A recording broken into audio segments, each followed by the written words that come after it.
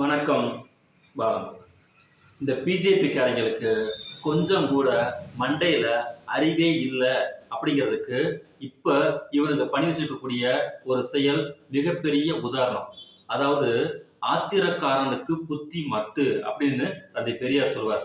அந்த மாதிரி இங்க கொழுந்து விட்டு எரிஞ்சுக்கிட்டு இருக்கக்கூடிய மும்மொழி இந்திய வந்துகிட்டு இங்க திணிச்சே தீர்வேன்னு ஒத்த கை என்ன சொல்றது ஒத்த காலில் நின்றுட்டு இருக்கக்கூடிய இந்த பிஜேபி RSS வகைராக்களுக்கு எதிராக தாம் ஒட்டு மொத்தமாக தமிழ்நாடு எழுந்து கொந்தளிச்சிருக்கக்கூடிய சூழ்நிலையில அவனுங்க அங்க போய் உட்காந்துக்கிட்டு சரி விட்டோம்னா அந்த விஷயம் பெரிய அளவுக்கு பூதாகரமா ஆயிரும். இப்ப எல்லா பக்கமுமே மாணவர்கள் எழுச்சியோட போராட ஆரம்பிச்சிட்டாங்க.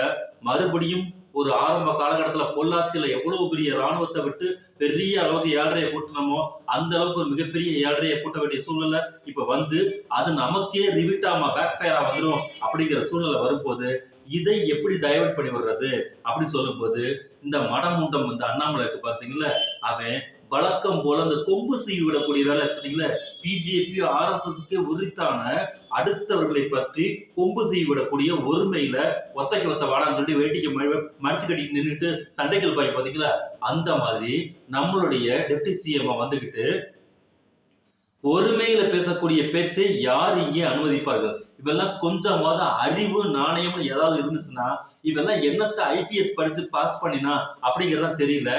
ஏன் இந்த ஆள நம்ம அவன் சொல்றோம்னா இவனுடைய ரேஞ்சு இவ்வளவுதான் அப்படிங்கிறத அவனே வந்து ப்ரூவ் பண்ணிக்கிட்டான். அப்போ நீ வேணா மோடியை பத்தி இப்படி என்ன பேசி பாடுறான்னு சொல்லி பாடா படாங்கிற ரேஞ்சில பேசும்போது இப்ப இவனுக்கு இது தேவையா? ஒட்டு மொத்தமா தமிழ்நாடே கொந்தளித்து இன்னைக்கு உலக அளவுல ஃபர்ஸ்ட் இந்திய அளவுல ஃபர்ஸ்ட் உலக அளவுல ரெண்டாவதும் இந்த ஹேஷ்டாக போட்டு விட்டுருக்காங்க கெட் அவுட் மோடின்னு. இந்த இது தேவையா? அப்போ இந்த இடத்துல பிஜேபி RSS என்ன வெறுப்பு அரசியலை செய்ய இங்க முனைந்தாலும் அது இவங்களுக்கு ஆப்பாதான் மாறும் அப்படிங்கிறதுக்கு தான் இந்த கெட் அவுட் மோடிங்கிறது இப்ப பயங்கரமா ட்ரெண்டிங் ஆயிட்டு இருக்கு. அது என்னங்கிறத பார்க்கலாம்.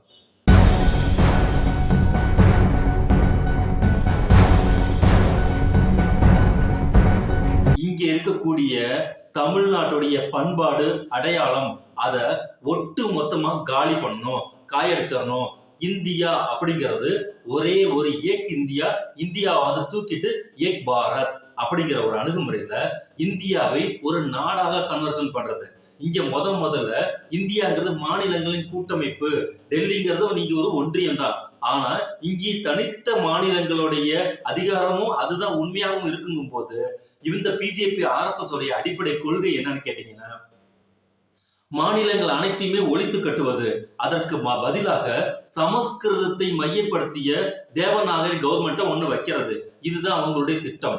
அந்த திட்டத்துல யாரா கொண்டுட்டு வந்து அங்க இருக்கக்கூடிய மேனேஜ்மெண்ட்டுக்குலாம் வைக்கிறது பார்ப்பனர்கள் அனைத்துமே அந்த மேனேஜ்மெண்ட் போர்சஸ்ல இருப்பாங்க.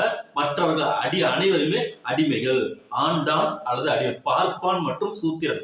இந்த லாஜிக் பிரகாரம் தான் இந்த நாடையே கட்டமைக்கணும்னு சொல்லிட்டு RSS உடைய தத்துவத்தின் அடிப்படையில இன்னைக்கு இருக்கக்கூடிய பிஜேபி மெதுவா ஒவ்வொரு அடியா எடுத்து வச்சு ஒட்டு மொத்தமா இங்க இருக்கக்கூடிய பன்மைத்தன்மை அதாவது ஜனநாயகத்தின் வேரை அடிச்சு காலி பண்ணக்கூடிய வேலையை தொடர்ச்சியா செஞ்சுக்கிட்டு வரும்போது அது வடநாட்டுல இவங்களுக்கு மிகப்பெரிய அளவுக்கு கைப்படுத்திருக்கு.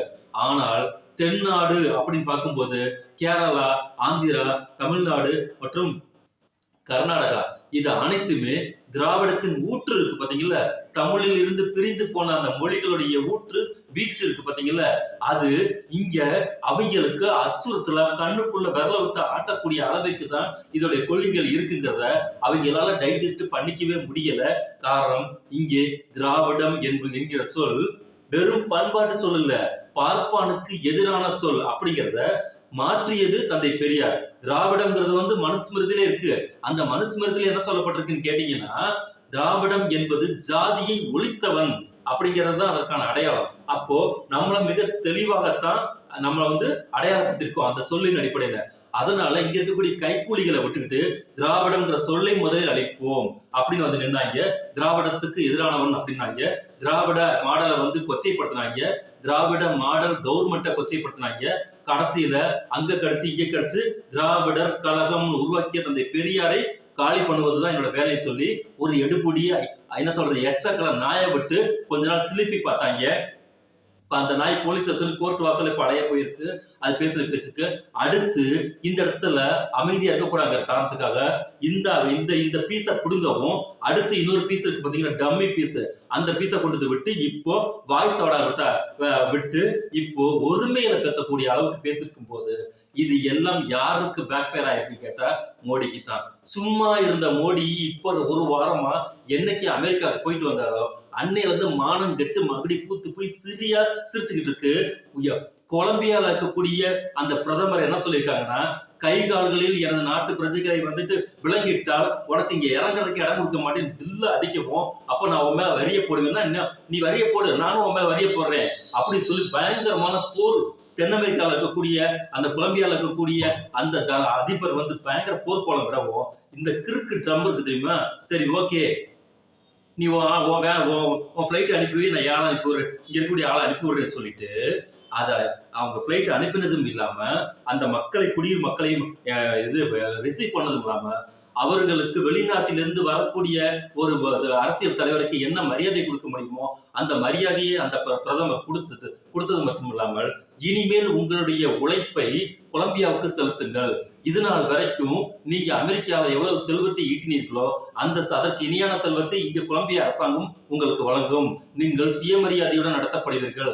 ஏனென்றால் கொலம்பியா உங்களுக்கானதுன்னு சொல்லி அப்படி தில்லா ஒரு ஸ்டாண்ட் எடுத்தாங்க. இவரு இந்த அண்ணாமலை உளுத்து போன இந்த ஊத்தவாய் அண்ணாமலை எங்க மோடிஜிக்கு பத்தியா பின்னாடி உட்கார வச்சு சேர்லாம் இழுத்து விட்டாரு பாத்தீங்கல்ல, அது எவ்வளவு பெரிய மகாராஜா தெரியுமா, அவ்வளவு பெரிய மாமனிதர் தெரியுமா.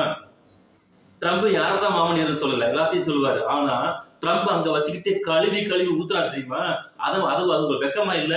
அதிகமாக வரியை விதிக்கக்கூடிய நாடு இந்தியா. பழக்க வழக்கம் நாங்க பிரின்சிபால் இருக்கிறவங்கதான் வேற விஷயம். ஆனால் வரியை விதிப்பதில் குறைந்தபட்சம் கொஞ்சம் கூட சளைக்கவே இல்லை.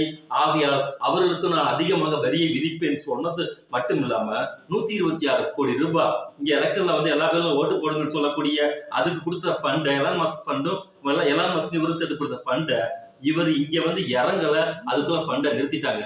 குறைந்தபட்சம் அந்த என்ன சொல்றது அறம் வேண்டாமா, ஒரு 4 கேள்வி எதிர்த்து கேட்க வேண்டாமா, ஏயா ஃபண்டை நிறுத்தின அப்படின்னு கேட்க வேண்டாமா. ஆனா வாய் மூடி அப்படி கப்புச்சிப்புன்னு இருந்துகிட்டு இங்க வந்துகிட்டு ஃபண்டு எங்க, இங்க கொடுக்க வேண்டிய கல்விக்கான நிதி, நன்றாக பாருங்கள், வேற எந்த ஃபண்டு கூட இல்ல, கல்வியை ஒட்டு மொத்தமாக காலி செய்து விட வேண்டும். நன்றாக நான் கவனிச்சு பார்க்கணும். இப்போ வந்து பாசிசத்துடைய உச்சகட்ட போர் நடந்துட்டு இருக்கு.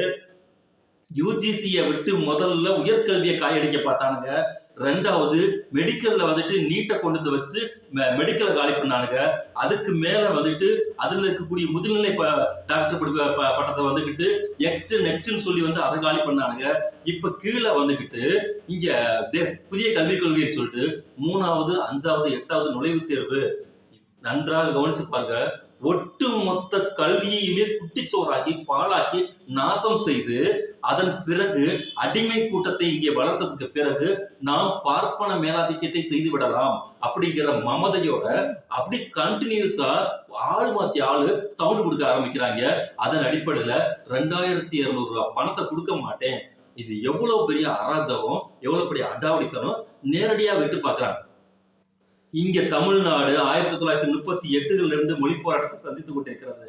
அந்த மொழி போராட்டத்தின் விளைவு என்னன்னு இப்ப இருக்கக்கூடிய இந்த கூமுட்ட அண்ணாமலைக்கு தெரியுமா, இந்த அண்ணாமலைக்கு தெரியுமா தெரியாதுன்னு தெரியல. பொள்ளாச்சியில மாணவர் புரட்சி மிகப்பெரிய அளவுக்கு பயங்கரமா வெடிச்சதுக்கு பிறகு ராணுவத்தை கொண்டு வந்து பயங்கரமா நிறைய பேர் சுட்டு கொண்டாங்க. இன்னைக்கு வரைக்கும் அதற்கான கணக்கு எடுக்க அந்த கணக்கு வந்து முழுமையா ப்ரூஃப் செய்யப்படல. அதுக்கப்புறமேட்டுக்கு ஏற்பட்டக்கூடிய இந்த புரட்சியில ஒரு போலீஸ் ஸ்டேஷனே வந்துட்டு சூறையாடப்பட்டுச்சு. ஒரு போலீஸ் ஸ்டேஷனுக்கு ஒரு போலீஸ்காரன் ஒரு காவல் அதிகாரியும் கொலை செய்யப்படுறாரு. என்ன சொல்றாரு, வந்த வன்முறையில் இறந்து போனாரு. அதன் பிறகுதான் என்னடா மொழியை தொட்டா இங்க பயங்கர பிரச்சனை ஆகுது அப்படின்னு சொல்லி வடநாட்டுல இருக்கக்கூடிய காங்கிரஸ் கவர்மெண்ட்ல என்ன பண்ணானுங்கன்னா, சரி ஓகே இந்த மொழியில மட்டும் கை வைக்க கூடாதுன்னு சொல்லிட்டு அப்பதான் அவங்களே உணர்ந்தாங்க. அப்ப இருந்து சமாதான பேச்சுவார்த்தை வரும்போது கூட அந்த மாணவர் புரட்சி அவ்வளவு லேசா அடங்கல. அதன் பிறகு அண்ணா முதலமைச்சர் ஆகிறாரு. அப்பையும் கோயம்புத்தூர்ல இருக்கக்கூடிய வேளாண்மை பல்கலைக்கழகத்துல கூடிய மாணவர்கள் எல்லாம் சேர்ந்து அந்த போராட்டத்தை மறுபடியும் யாருமே எதிர்பார்க்காத அளவுக்கு தனி தமிழ்நாடு கொடியை ஏற்றி மிகப்பெரிய ஊர்வலம் நடத்த ஆரம்பிக்கும் போது பெரிய 7.5 சிக்கல் வரப்போகுதுன்னு சொல்லிட்டு அண்ணா தான் அவங்களை அழைச்சி பேசி முதல் தீர்மானமாக, இந்த திமுகவின் முதல் தீர்மானமாக தமிழ்நாடுங்கிற பெயர் இருமொழி கொள்கை திட்டம் தான் இங்க முதல்ல சொல்லிட்டு அறிவிச்ச வரலாறு தமிழ்நாட்டின் வரலாறு. இதெல்லாம் இந்த கூமுட்டைகளுக்கு தெரியுமா தெரியாதா அப்படிங்கிறது தெரியல. சும்மா பம்பரம் தானே, சுத்தி பார்ப்போம், களத்துல ஆடி பார்ப்போம் நினைச்சிட்டு இருக்கானுங்க. இது மொழி பிரச்சனை, இது எங்க கொண்டுட்டு வந்து விடும் அப்படிங்கிறது பாவம் அந்த பார்ப்பன கும்பல்களுக்கு தெரியாது. சீண்டித்தான் பார்க்கணும்னு நினைச்சா இந்த ஃபர்ஸ்ட் அட்டாக்கு உதயநிதி கிட்ட இருந்து வந்திருக்கு. இந்த அட்டாக் எந்த அளவுக்கு ஃபோர்ஸா வந்து இவங்களை அடிக்கும் அப்படிங்கிறதுக்கான உதாரணம் தான் இப்ப நீங்க எல்லாம் பார்த்துட்டு பார்த்த வீடியோ. ஆரம்பிக்கலாம்.